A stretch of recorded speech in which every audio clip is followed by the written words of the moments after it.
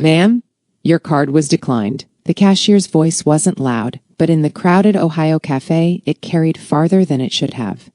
Every conversation nearby slowed. Tamika looked down at the payment terminal, then back at the cashier with a calm expression.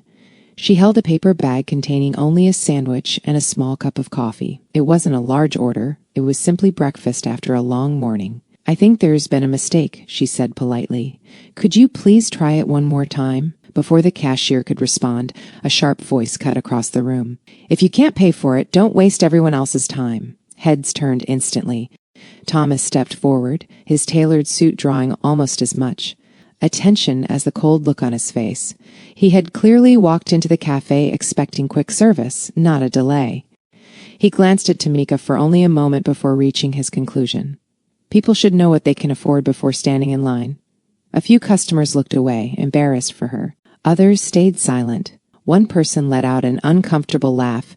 Tamika slowly lifted her eyes to meet Thomas's. She didn't raise her voice. She didn't argue. Instead, she asked quietly, "Do you always decide who people are before hearing a single word from them?"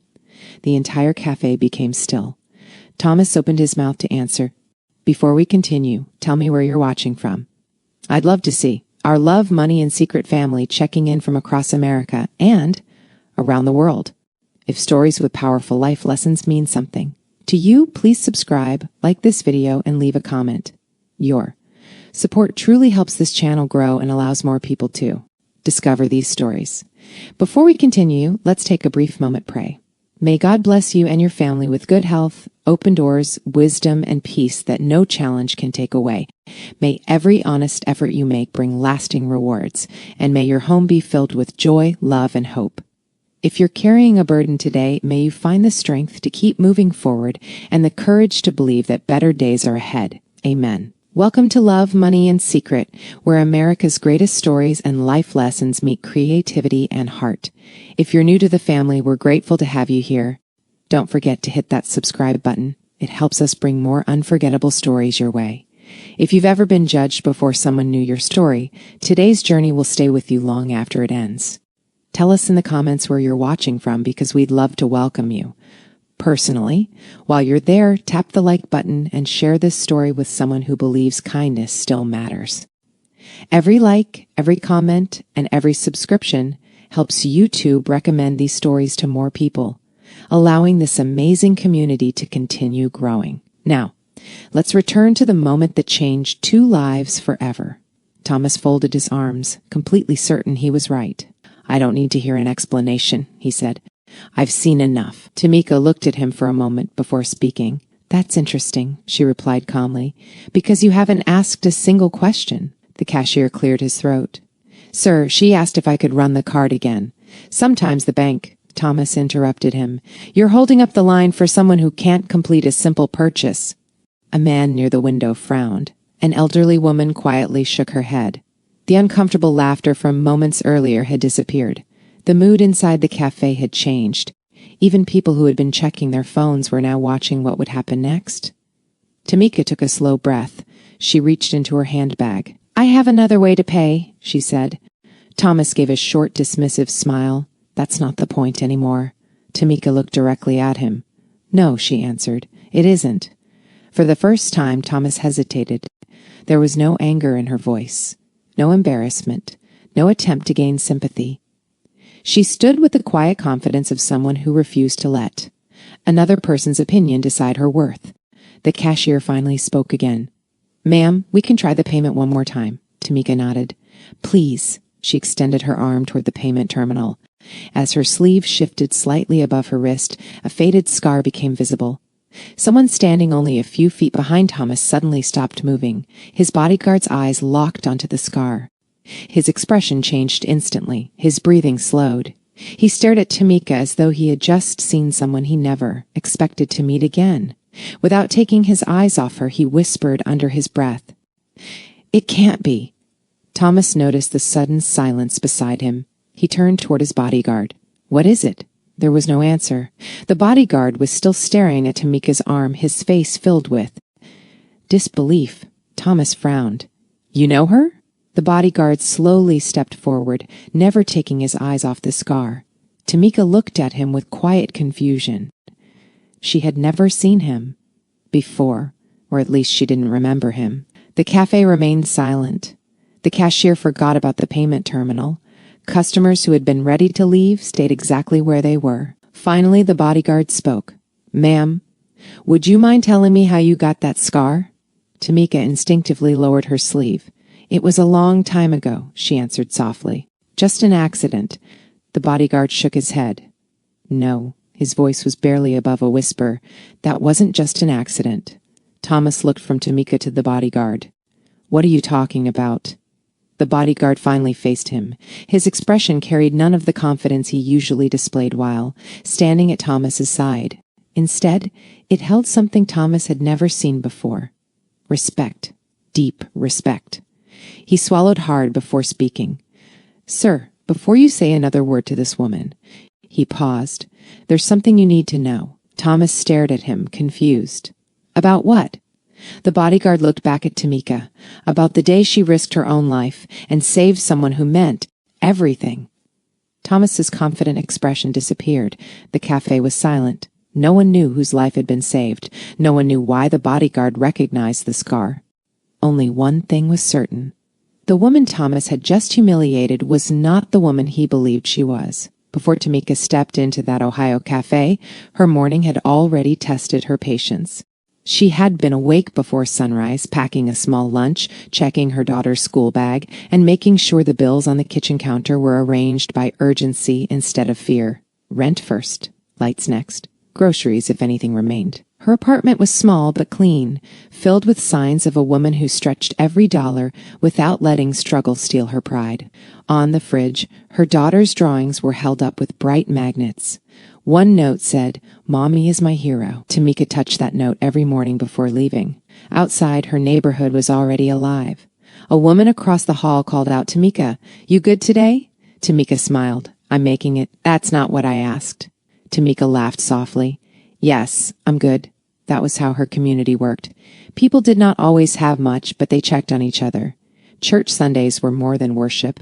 They were family meetings, encouragement sessions, and quiet reminders that nobody had to carry life alone. After service, someone always had foil-covered plates, someone always had advice, and someone always asked about the children. Family cookouts were the same. Smoke from the grill, children racing across the yard, aunties correcting everybody's manners, cousins laughing too loud, and women pulling each other aside to ask, "Baby, do you need anything?" Tamika had been raised around that kind of love. It taught her not to beg for respect. It taught her to stand firm even when her pockets were thin. That morning, after handling school drop-off and a cleaning shift that left her hands aching, she decided to stop for a simple breakfast. Nothing fancy, just enough to quiet her stomach before the rest of the day. She walked toward the cafe with tired feet but a steady spirit. Across town, Thomas was having a very different morning. He sat at the head of a polished conference table, surrounded by people who spoke carefully because his approval carried weight. Charts moved across a large screen. Numbers rose. Numbers fell. Everyone wanted his decision. Thomas barely touched the coffee in front of him. "Cancel the golf lunch," he said. One executive blinked. "Sir, the club already confirmed." "Cancel it." The room went quiet.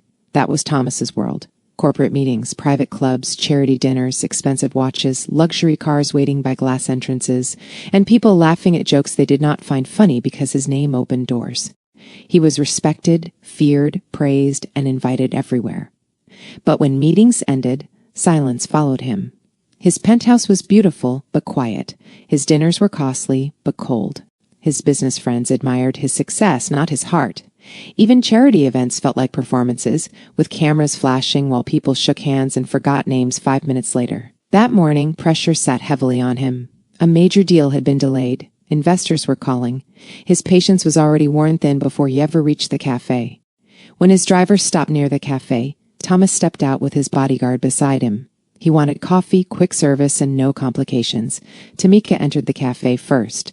The place was busy, but warm with conversation. She checked the menu, counted silently in her head, and chose the cheapest breakfast that would still carry her through the day.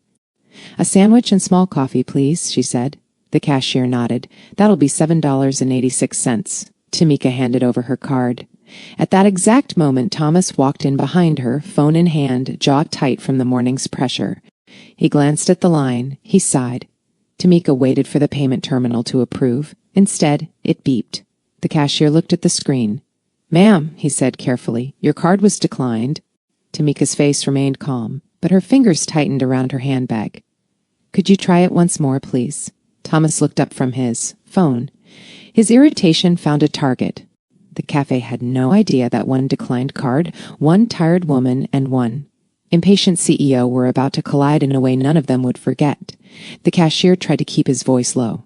"Sometimes the system does this," he said. "It might be the machine." Tamika nodded with patience. "I understand. Please try it again." She reached into her handbag, searching for the second card she rarely used unless the first one failed. Her movements were careful, not panicked. She had lived through enough hard mornings to know that embarrassment only grew when people fed it. Behind her, Thomas shifted his weight. He checked his watch. The line had not moved for less than a minute, but to him, it felt like disrespect. His phone buzzed again. Another business message, another demand, another reminder that people were waiting on him somewhere more important than a cafe counter. The payment terminal beeped again. The cashier frowned. "It's not going through." Tamika took a quiet breath. "All right," she said. "Give me 1 second." She opened the small pocket of her handbag. Thomas released a short laugh. Not loud enough to be called shouting, but sharp enough for the people nearby to hear. "This is exactly why lines don't move anymore." Tamika turned her head slightly. "Excuse me?" Thomas stepped closer, his voice controlled but cold. "You heard me. If you know your card isn't working, why hold up everyone else?" The cafe conversations began to fade. Tamika looked at him calmly. "I didn't know my card wasn't working. That's why I asked him to try again." Thomas glanced at her paper bag and coffee. "For a small order, this is becoming a lot of trouble." The cashier lifted one hand gently. "Sir, it's fine. I can wait a moment." Thomas looked at him. "That's the problem. Everyone keeps waiting for things that should be simple." Tamika kept her voice even. "Buying breakfast is simple. Judging a stranger is what made it complicated." A woman near the cream station pressed her lips together, trying not to react. Someone behind Thomas muttered, "She's right." Thomas heard it, and his pride tightened. "I'm not judging," he said. "I'm observing." Tamika raised her eyebrows. "Observation usually works better with facts." That line landed harder than she expected. The cashier looked down quickly, hiding a small smile. Thomas's face hardened. "You're standing here with food you can't pay for." Tamika reached into her handbag again. "I already told you I have another way to pay. Then maybe you should have used it first." A chair scraped lightly across the floor as someone turned to watch. Tamika's cheeks warmed, but her posture did not change. "Sir," she said, "whatever kind of morning you're having, I'm not responsible for it." For a moment, Thomas had no answer. That made him even more irritated. Thomas gave her a slow look from her worn handbag to her tired shoes. He did not know her. He did not know about the school drop-off, the aching hands, the bills, waiting at home, or the child who had left a hero note on the fridge. Still, he spoke as if he knew enough.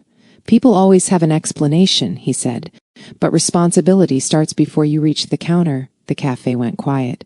Tamika's eyes stayed on him. The words were insulting, but she refused to give them the power he expected.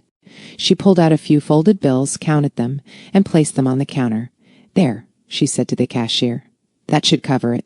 The cashier accepted the money carefully. "I'm sorry about that, ma'am." Tamika gave him a small nod. "You didn't do anything wrong." That answer made Thomas look smaller than his suit, but he was not ready to admit it. "Next time," he said, "come prepared." Tamika picked up her bag and coffee. She turned toward him fully. "I did come prepared," she said. "I came with patience. You came with pride. Only one of us embarrassed ourselves." No one laughed this time. Thomas's mouth tightened. Tamika moved aside so the next person could order. She did not storm out. She did not curse. She did not beg anyone to understand her. She stood near the pickup counter, waiting for the sandwich to be sealed properly, her face composed in a way that made the entire cafe feel the weight of Thomas's behavior. Thomas noticed the silence now. Not the silence of people agreeing with him, the silence of people disappointed in him. The cashier called softly, "Ma'am, your coffee lid is secure now." Tamika reached for it. "Thank you." As she lifted the cup, her sleeve slipped back just enough to reveal the faded scar along her arm. It was not fresh, but it was impossible to miss once seen. Thomas barely noticed. His bodyguard did. The bodyguard's attention fixed on Tamika's arm. His shoulders stiffened. For the first time since entering the cafe, he seemed less like a man, trained to protect someone, and more like a man pulled into a memory he did not want to face in public. He took half a step forward. His eyes narrowed, not with suspicion, but recognition. Tamika adjusted her sleeve without thinking and picked up her breakfast.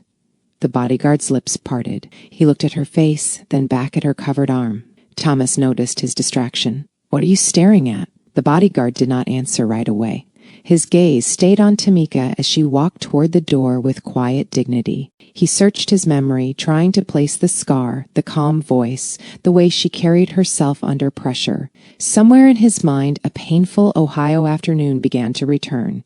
He whispered to himself, almost too low to hear, "Where have I seen that scar before?" The bodyguard stood near the cafe door, watching Tamika leave with her small breakfast in hand. Thomas frowned at him. "Are you listening to me?" The bodyguard blinked, but his eyes stayed on the door. "Sir," he said quietly, "I think we just made a serious mistake." Thomas stiffened. "We?" The bodyguard did not argue.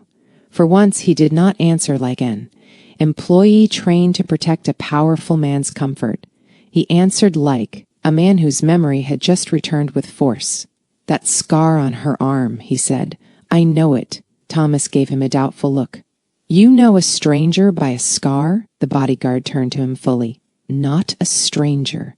Thomas's face changed. "What are you talking about?" The bodyguard looked through the cafe window where Tamika was already walking down the sidewalk. A few years ago, there was an accident outside Cleveland. Rainy afternoon, bad traffic. A car flipped near an intersection. People were standing around, scared to get close. Thomas stopped moving. The cafe noise faded behind him. The bodyguard continued, voice lower now. There was someone trapped inside, smoke coming from the front. Everyone was calling for help, but nobody wanted to touch the door because the metal was hot and twisted. Thomas swallowed. Who was trapped? The bodyguard did not answer immediately. He looked ashamed, as though the memory still carried weight. "I was there," he said, "not working for you that day. I was passing through with another security team. We reached the scene before the ambulance arrived." Thomas stared at him. The bodyguard kept speaking. "There was a woman in plain work clothes. She didn't wait for anyone to ask her. She ran straight to the car, grabbed a piece of cloth from her bag, wrapped it around her hand, and pulled at the door until it opened enough." Thomas's confidence weakened with every word. That woman was Tamika? The bodyguard nodded slowly. She didn't know the person inside. She didn't know if the car would catch fire. She just kept saying, "Stay with me. Don't close your eyes. Help is coming." The bodyguard touched his own forearm, as if feeling the pain from memory.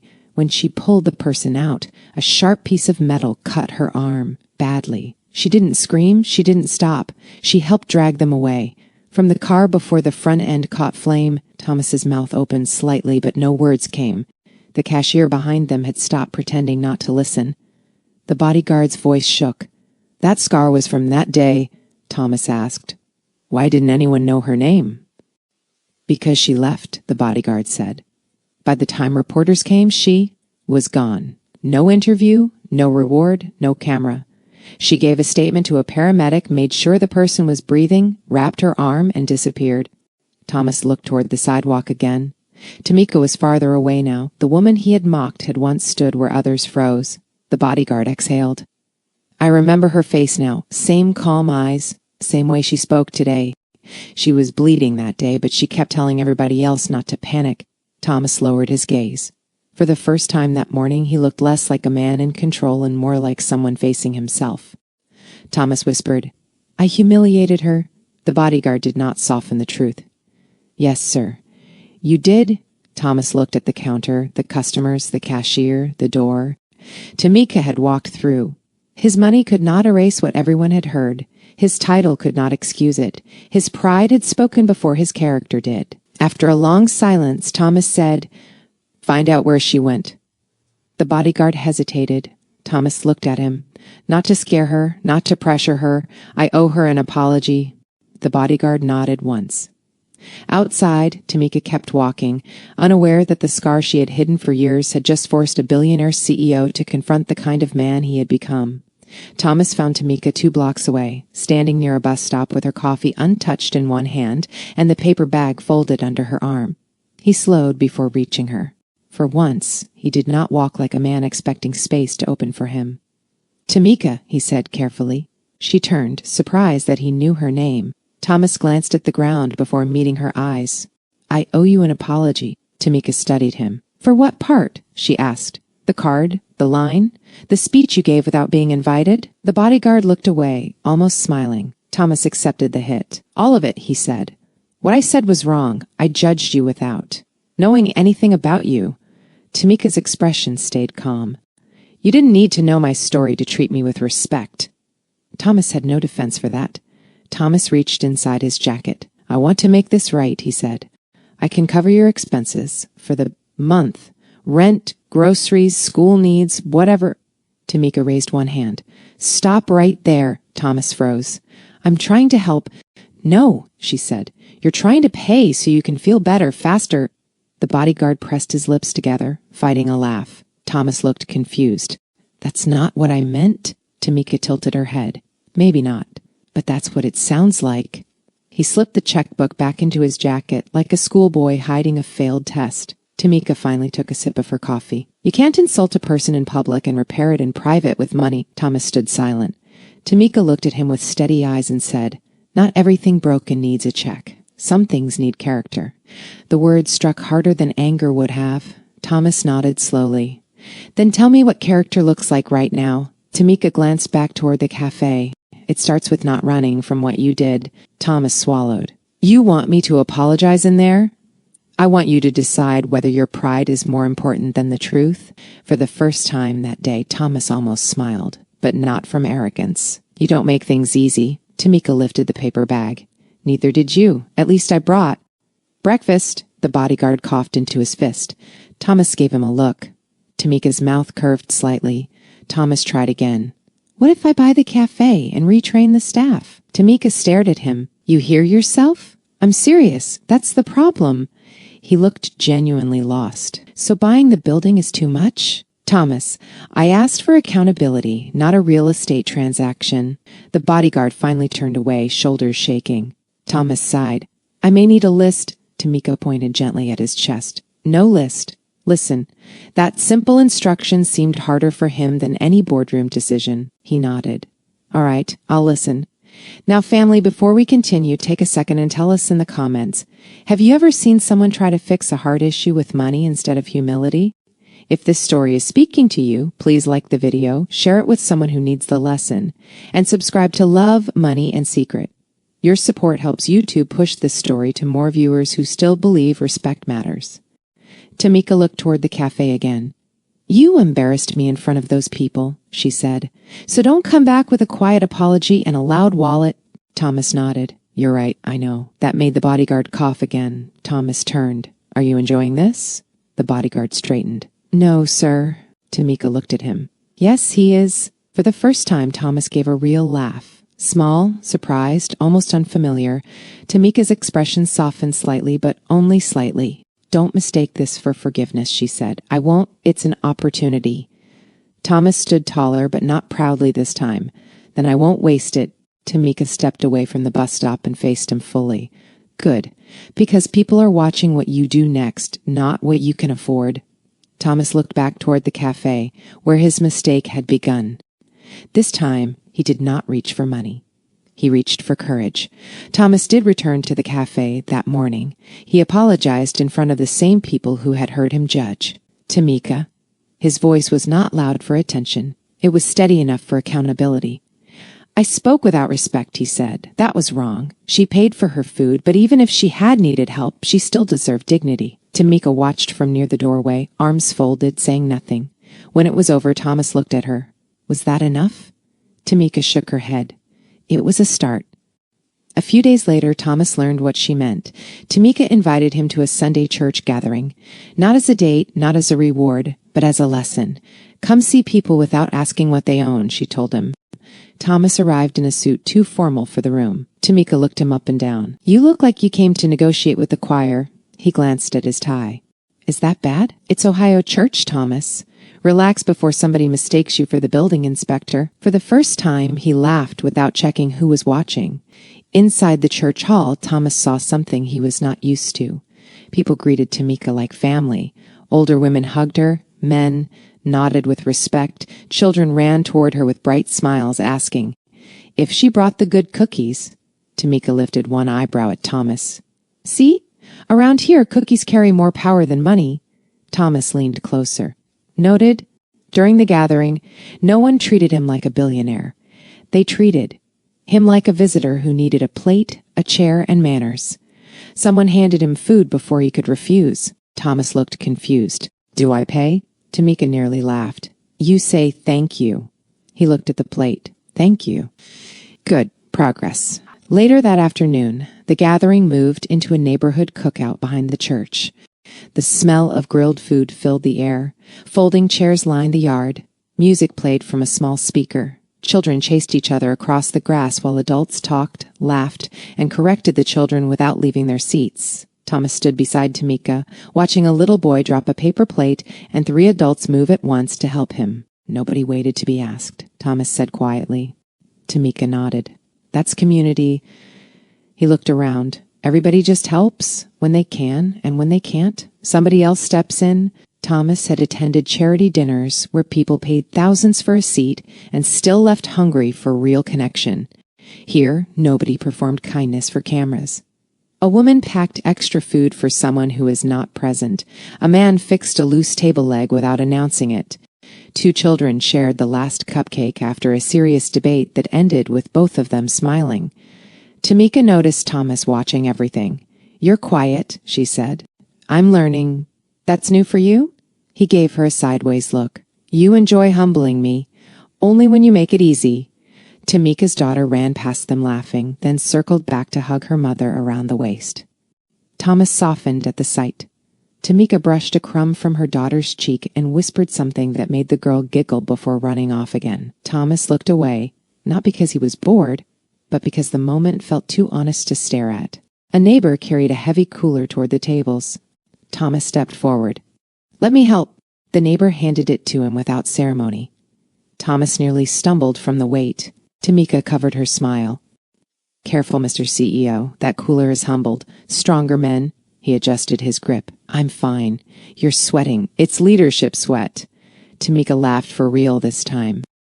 By evening, Thomas understood something he had missed for years. His world measured success by numbers, rooms, cars, and influence. Tamika's world measured it by who checked on you when you were tired, who saved you a plate, who helped raise your child with love, and who corrected you when pride made you forget your humanity. He looked at Tamika. You have more here than I thought. She met his eyes. That's because you were counting the wrong things. As the sun lowered, Thomas helped fold chairs. Not because anyone asked, because he finally noticed work that needed doing.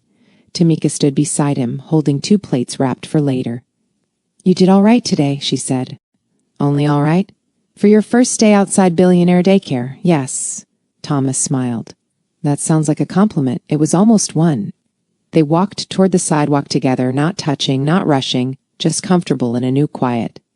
For the first time, Thomas did not feel like he had entered Tamika's world to fix it. He had entered it to understand it. And Tamika, though still careful, began to believe he might actually be listening. The following week, Thomas invited Tamika to a business dinner. He did not call it a date. He had learned enough not to rush words he had not earned. It's just dinner, he said over the phone. There will be business people there, but I'd like you to come. Tamika paused. Why? Thomas gave an honest answer. Because you showed me your world. I think it's fair you see mine. Tamika almost smiled. Do I need to bring a calculator? For what? To count how many people pretend to laugh at your jokes. Thomas went quiet.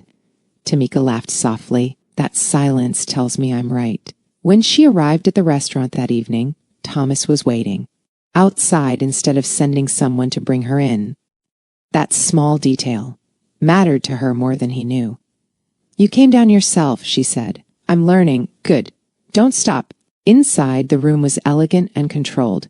The table was filled with people who spoke smoothly, smiled carefully, and watched Thomas before deciding how to react. Tamika noticed it almost immediately. When Thomas made a mild comment, 3 people laughed too quickly. Tamika leaned toward him. "That wasn't that funny." Thomas nearly choked on his water. "I know," he whispered. "Then why are they laughing?" "Because they want something." Tamika looked around the table. "That sounds exhausting." "It is." For the first time, Thomas did not defend his world. He simply admitted the truth. After dinner, Thomas walked Tamika through the private lobby attached to his building. Polished floors, quiet elevators, soft music, security doors that opened before he touched them. Tamika glanced around. "This place is so quiet I feel like I owe it an apology for breathing." Thomas smiled. "It's supposed to feel peaceful."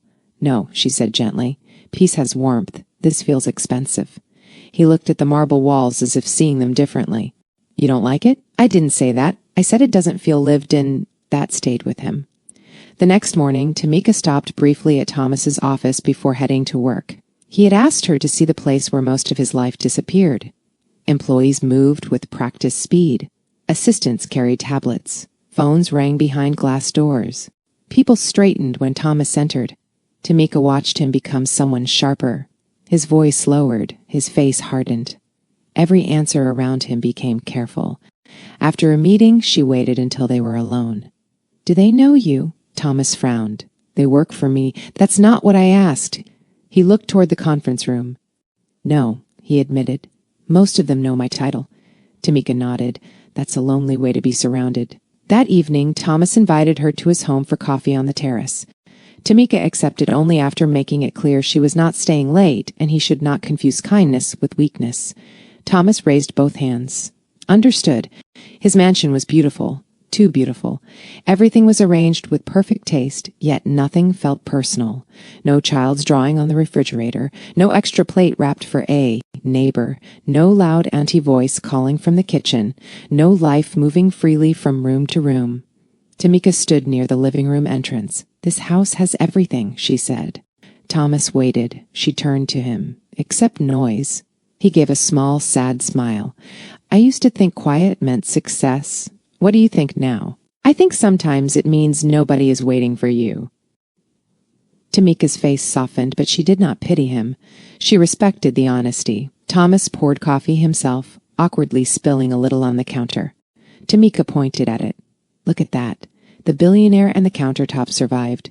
He laughed, wiping it up with a towel. "I'm not helpless."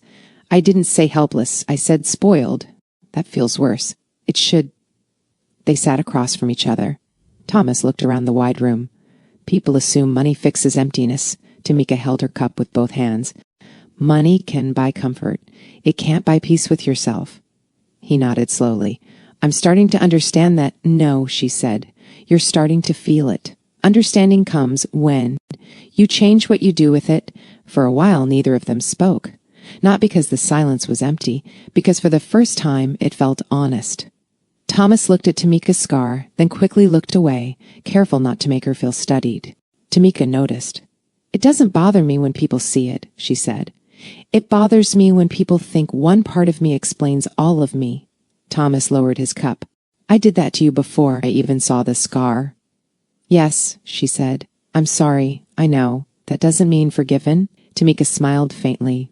"You're learning faster now." Thomas laughed under his breath. When she stood to leave, he walked her to the door, keeping a respectful distance. At the doorway, Tamika paused. "You're not the man I met in that café." Thomas looked at her carefully. "I'm trying not to be. That matters." Her hand brushed his briefly as she accepted her coat. Neither of them made the moment bigger than it was, but both felt it. Thomas watched her leave, not with possession, not with pride, but with gratitude. Tamika stepped into the night knowing something had changed. She had seen his world. He had seen hers. And between those two very different lives, a real friendship had begun, to carry something deeper. By the next morning, the cafe incident had traveled farther than Tamika expected. Someone who had been inside recorded part of Thomas's apology, but not the insult that came before it. Another person posted about the declined card. A few people twisted the story, making it sound like Tamika had caused a scene, even though she had stayed calm from beginning to end. Tamika saw the comments while sitting at her kitchen table before work. Some people defended her, others judged her without knowing anything. One comment said, "Why was a CEO apologizing to her like that?" Another said, "There must be more to the story." Tamika locked her phone and sighed. Her daughter looked up from breakfast. "Mommy, are you okay?" Tamika smiled gently.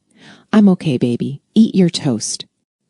She had survived harder things than strangers talking online, but this felt different. Her quiet life was no longer quiet. The scars she had hidden, the morning she wanted to forget, and the man who had embarrassed her were now becoming public conversation. At the cafe, the mood changed quickly.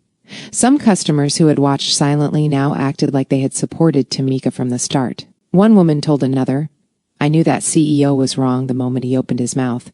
But that same woman had said nothing when Tamika stood at the counter alone. The cashier tried to keep working, but people kept asking questions. Was she really the woman from that old accident? Did Thomas apologize because he knew who she was? Is the cafe going to release a statement? The cafe manager, worried about bad publicity, told employees to be polite to everyone and avoid talking about what happened. But the more they tried to control the story, the more attention it gained. By afternoon, people were coming in just to look around. Some ordered coffee they barely drank. Some whispered near the counter. A few asked if Tamika would return. Tamika's dignity had become a topic for people who never protected it when it mattered. Thomas's phone did not stop ringing. His business team wanted a clean statement. His advisors wanted careful language. A message came through from one executive. "We should frame this as a misunderstanding and move on." Thomas read it twice, his jaw tightening. Misunderstanding. That word felt too convenient. He had not misunderstood Tamika. He had judged her. He had not made a small mistake in private. He had spoken down to her publicly. His bodyguard stood near the office door, watching him. Thomas looked up. "They want me to say it was taken out of context."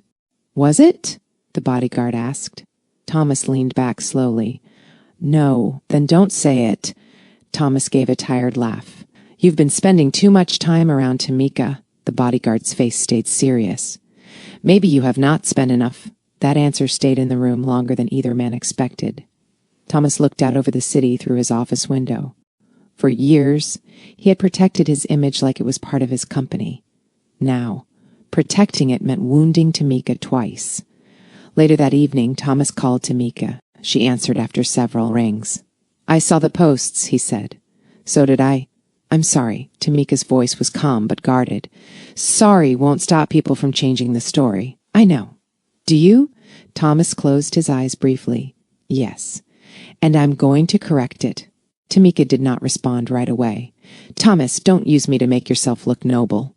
"I won't. Don't turn my pain into your redemption speech." He absorbed that. "You have my word." Tamika's voice softened slightly, but not enough to remove the warning. "Your word is only useful if your actions can carry it." Thomas looked at the statement his advisors had prepared. It avoided blame, avoided truth, and avoided character. He deleted it. "I'll make this right publicly," he said.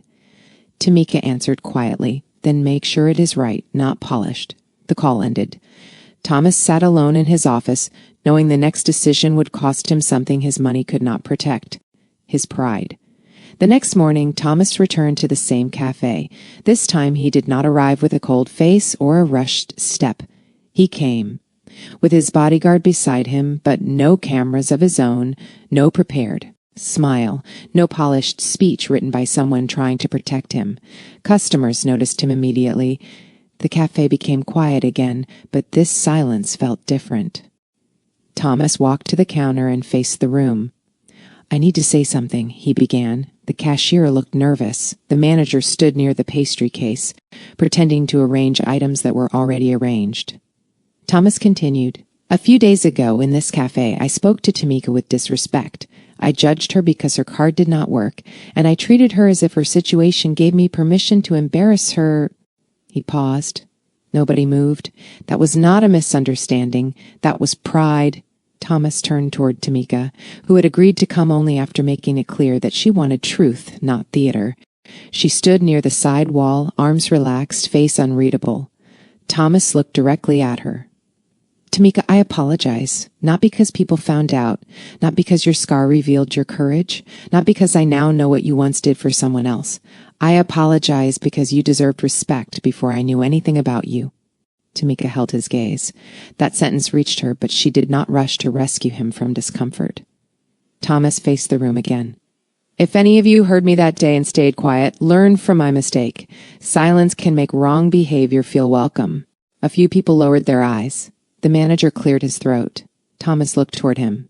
And this cafe also owes Tamika better than nervous whispers and public curiosity.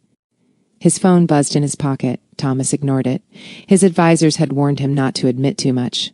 They had said the story would fade. They had told him powerful men should never give people words that could be used against them. But Thomas was tired of protecting an image that had made him smaller inside. I will not call this incident anything softer than what it was, he said. I was wrong. I embarrassed a woman who had done nothing wrong. Her income, her card, her clothing, her job, her past. None of it should have mattered. The bodyguard stood silently near the door, his expression firm with approval. Tamika looked at Thomas carefully. This was not money talking. This was not status speaking. This was a man finally standing under the truth without asking anyone to dim it. The manager stepped forward awkwardly. Tamika, he said, I should have stepped in faster. I'm sorry. Tamika turned to him.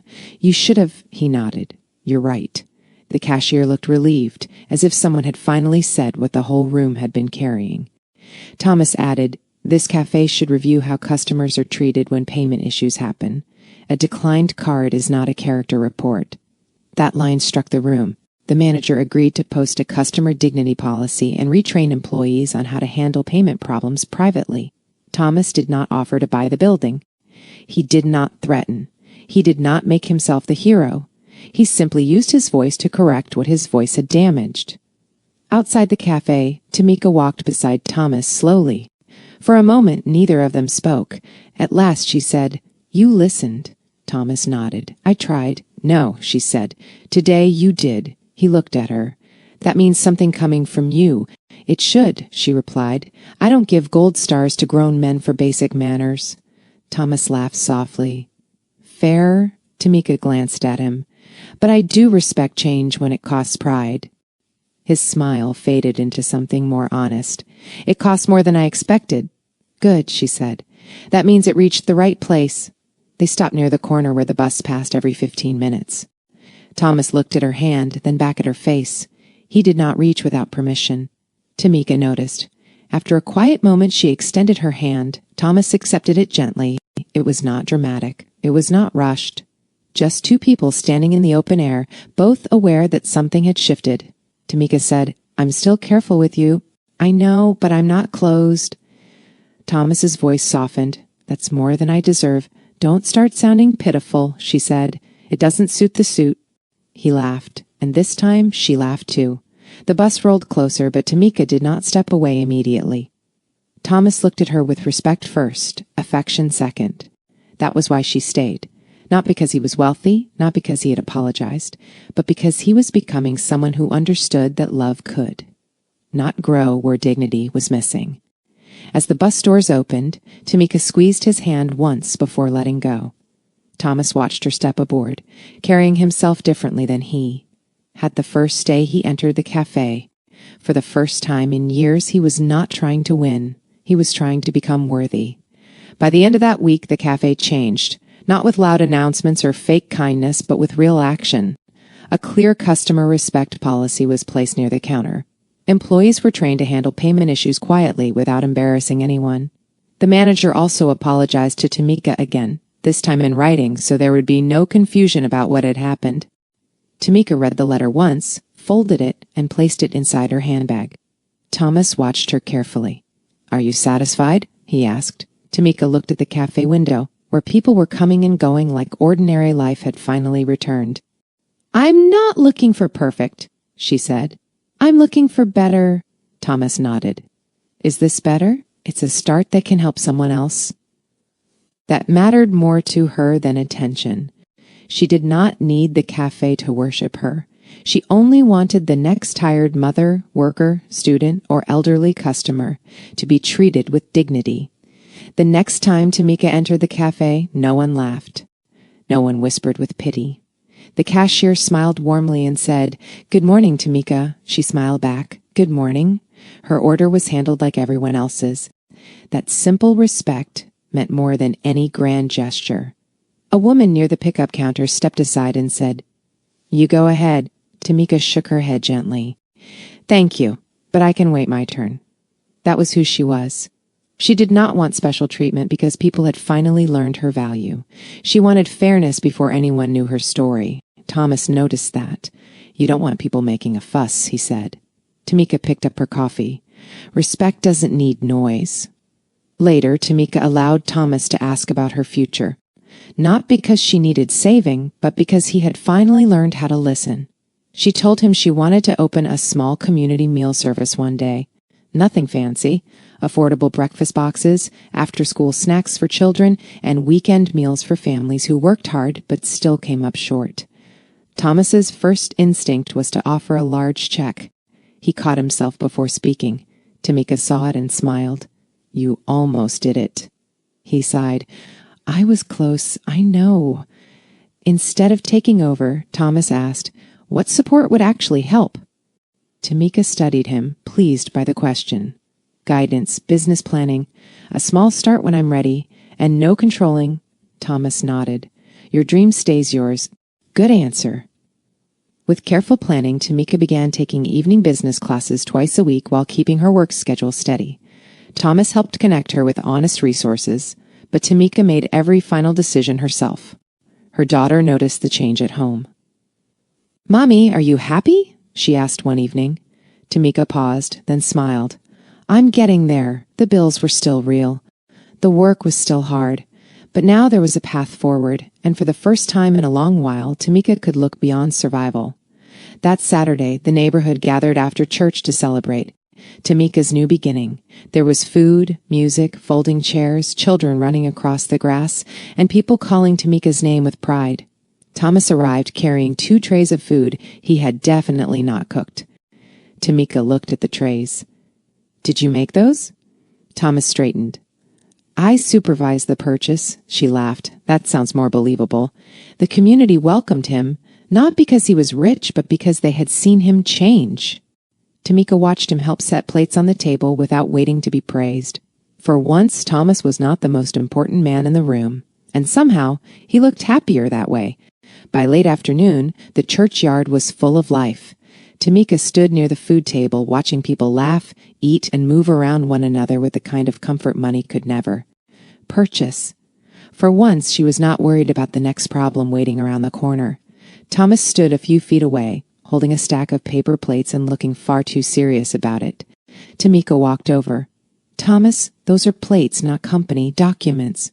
He looked down. "I'm trying not to drop them. You're doing community service, not surgery." He smiled. "You enjoy this too much." "I do." For the first time, Thomas did not mind being teased. Around Tamika, laughter no longer felt like weakness. It felt like peace. The cookout grew louder as more food came off the grill.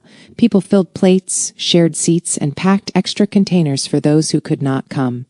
Thomas watched as Tamika moved through the crowd, making sure children ate first and older people had somewhere comfortable to sit. She did not need a title to lead. She simply cared, and people trusted her because of it. Thomas stepped beside her and quietly said, "You built something beautiful here." Tamika looked around. "I didn't build it alone." "That's the point." He nodded. "I'm learning that too."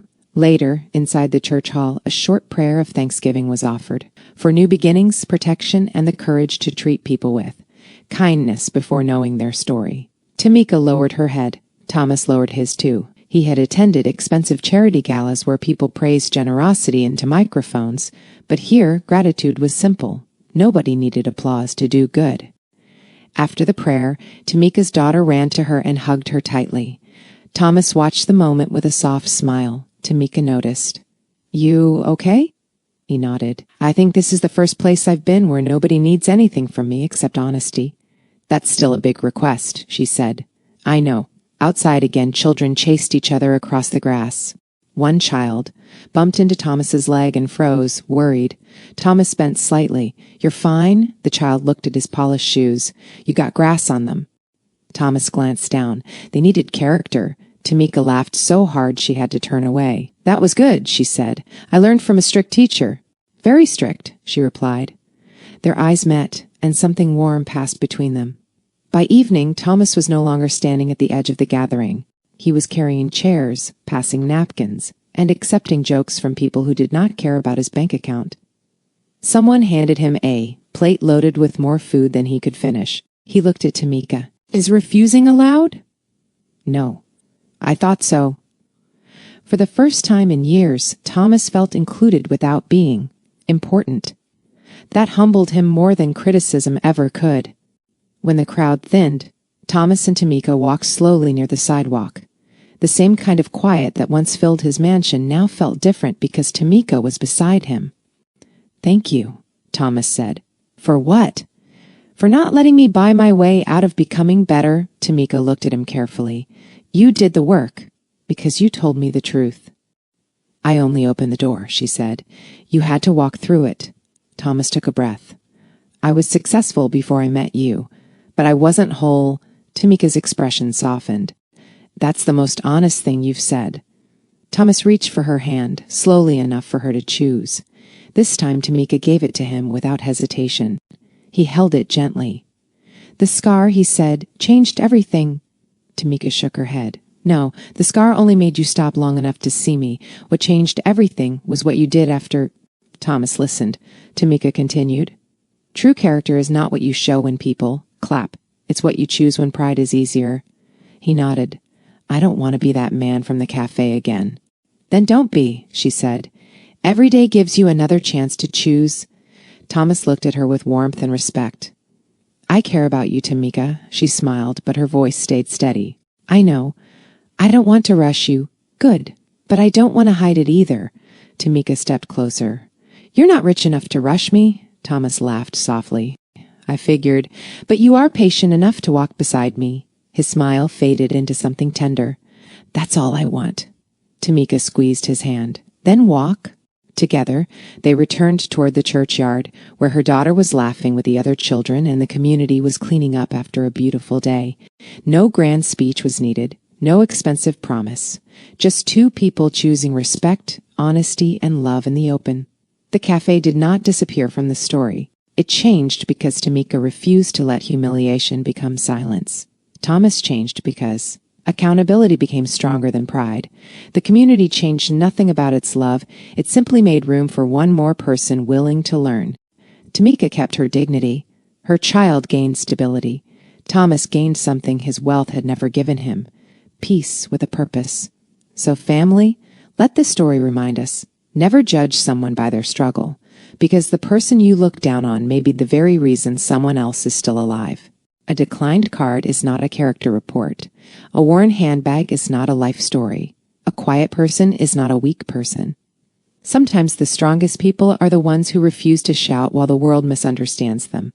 If this story touched your heart, please like this video. Comment where you're watching from. Share it with someone who needs this lesson. And subscribe to Love, Money, and Secret for more powerful stories about love, money, justice, and second chances.